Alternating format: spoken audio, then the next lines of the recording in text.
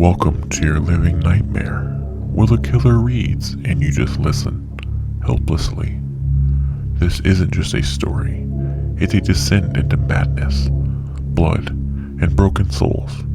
Each twisted tale crawls out of the darkest minds, sometimes mine, and you, my precious victims, aren't here by chance. You're the next to be hunted.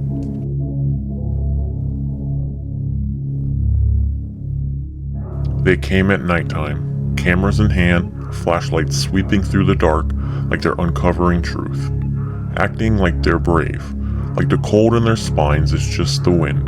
But it's never the wind, it's me, watching, waiting. The old house has been abandoned since '93, when the last family mysteriously vanished. No screams, no signs of struggle, just an unfinished meal on the table and a broken window upstairs.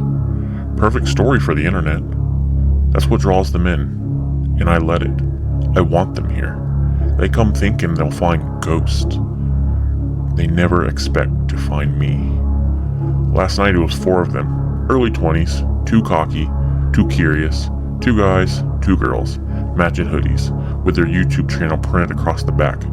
Parasite investigators. One of them even joked, the way in, "If I die, get it on camera."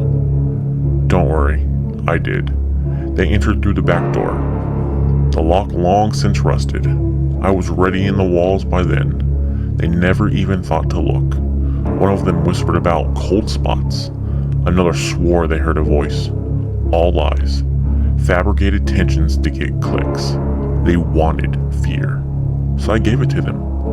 They started in the kitchen, sweeping the room with an EMF reader that blinked wildly when I ran my knife gently across the wiring under the floor.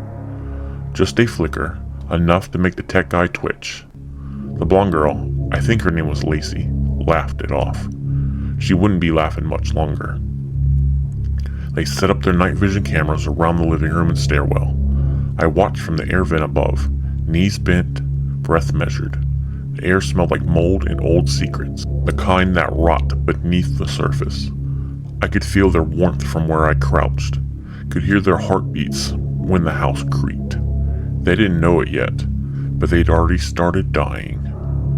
The first one to go was the skeptic, tall, glasses, real name was Peter. He stayed behind while the others went to explore the basement.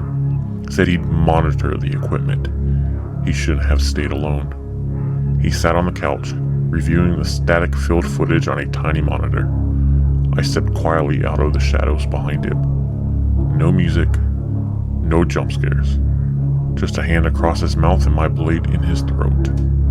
He kicked once, maybe twice. The camera recorded the whole thing.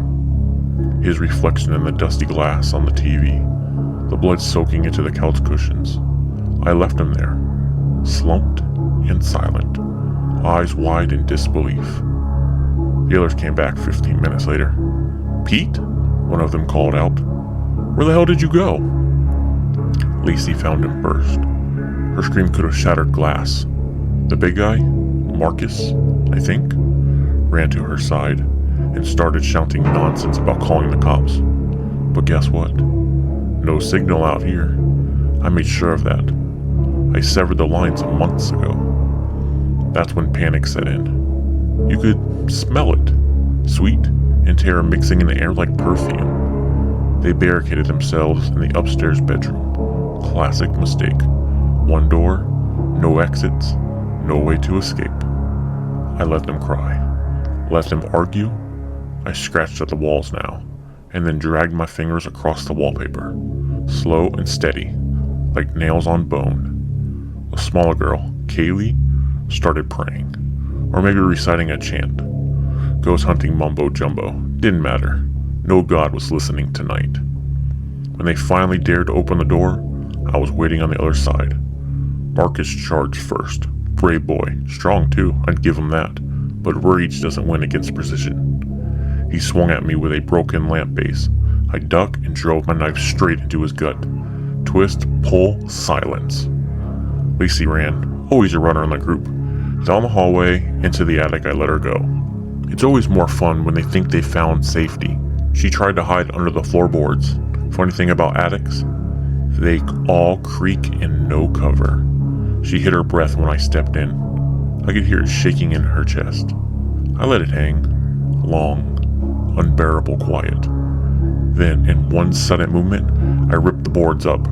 Her scream was like music. The last one, Kaylee, she didn't run. She just sat there in the hallway, knees pulled to her chest, rocking, whispering some nonsense like, "I release this spirit.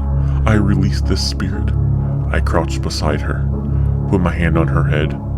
"I'm not a spirit," I whispered. Then I slid the blade into her side. She gasped, not loud, just a soft, surprised exhale, like she couldn't quite believe this was how it ended. I left them all where they fell. The cameras? Still recording. I repositioned a few, got some great close-ups. When the footage finally gets uploaded, people will think it's fake. Special effects, too real to be real. That's what keeps them coming. They want more, and I want them. So the house remains haunted, in a way, not by spirits, not by ghosts, just me, waiting in the halls.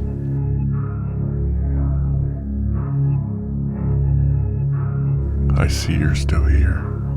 Maybe you're just brave, or stupid. Either way, you're mine now.